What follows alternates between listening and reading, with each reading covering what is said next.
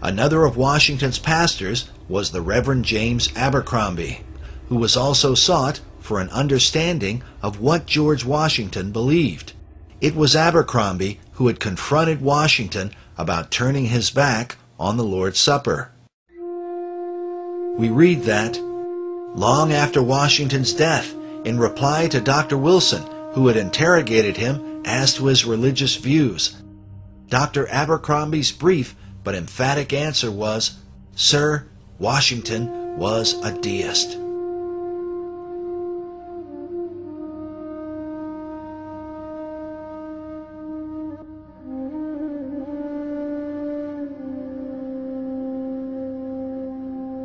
To me, the most disturbing part about George Washington is that in the diary of Thomas Jefferson, it is recorded that before George Washington left office as President of the United States, that the clergymen in Philadelphia, which is where Washington was president, that they wanted him to make a public confession of his faith as a Christian.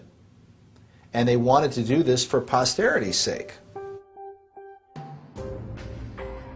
In his diary, Thomas Jefferson wrote,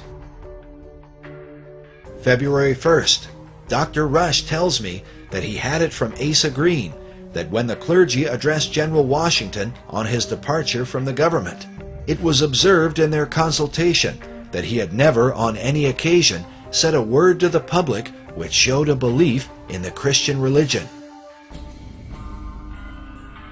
And they thought they should so pen their address as to force him at length to declare publicly whether he was a Christian or not. They did so. However, he observed, the old fox was too cunning for them. He answered every article in their address particularly, except that, which he passed over without notice. I know that Governor Morris has often told me that General Washington believed no more in the system, Christianity, than he did. And so we read about this in Thomas Jefferson's diary, and then we find it again in an account given by a relative of Dr. Ashbel Green. And again, Dr. Ashbel Green was the congressional chaplain for the 8 years that Washington served as president. But America's most important founding Freemason was none other than George Washington. The fact that Washington is a Freemason is of enormous significance. George Washington joined, even when he was just 20 years old, so anxious was he to join the fraternity.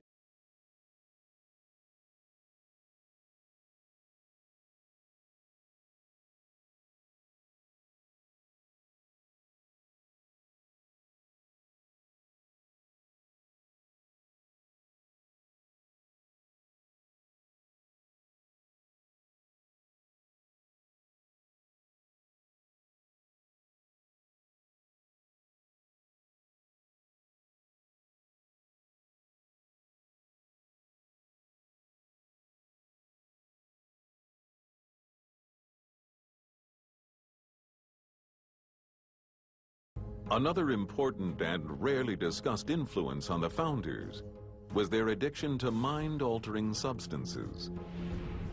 Well, it's important to understand that in the 18th century, drinking water could be downright dangerous, and it might actually kill you because of the parasites that were in tainted water supplies. So it's not unreasonable to think that the big ideas and the kind of revolutionary fervor that emerges out of secret meetings that are plied with alcohol was fed by booze. I think that the founding fathers must have been stoned and plastered during that whole... But within hours, the British would be at the doorstep of the house she had transformed into the center of Washington society. She receives word from her husband, who's out rallying troops. Evacuate the White House.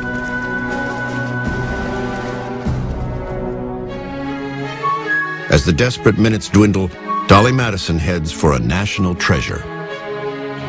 This is a woman who, at the risk of her life, while the British are advancing on Washington and the male guards have fled from around the White House, this lady decides to save George Washington's portrait, painted by Gilbert Stuart, for the single reason that it has to be protected and saved for future generations. Which one of us, male or female today, would risk our lives for a painting?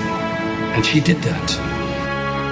I insist on waiting till the large picture of General Washington is taken, so I have ordered the frame to be broken and the painting taken out. It is done. The First Lady is among the last to evacuate the city.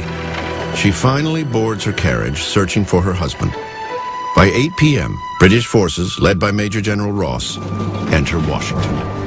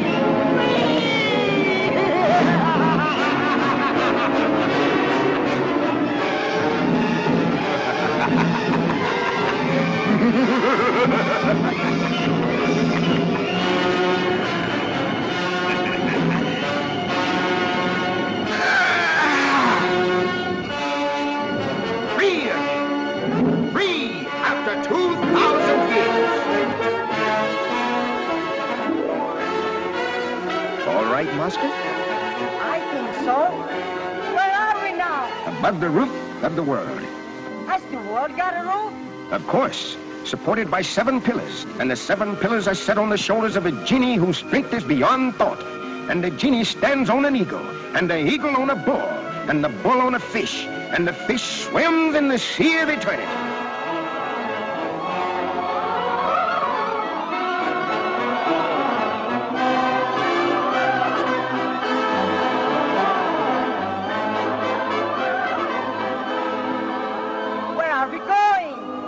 On the highest peak of the highest mountain of the world, where earth meets the sky. And there is the Temple of the Dawn. And in the great hall of the temple is the goddess of light. And in the head of the goddess is the all-seeing eye.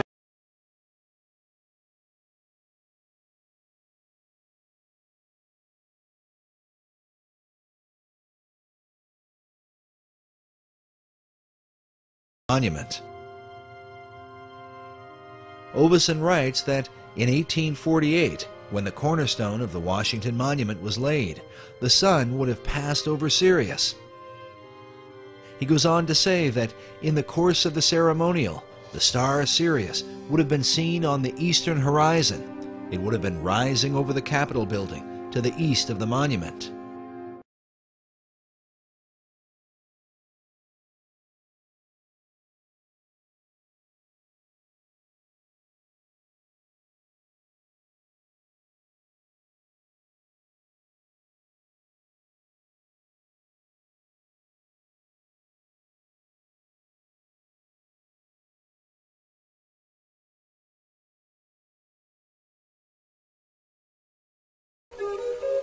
I am the keeper of the dream, freedom for all.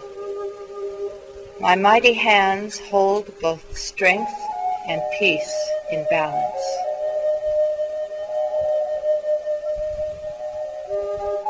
I am rooted firmly in justice, e pluribus unum, out of many, one.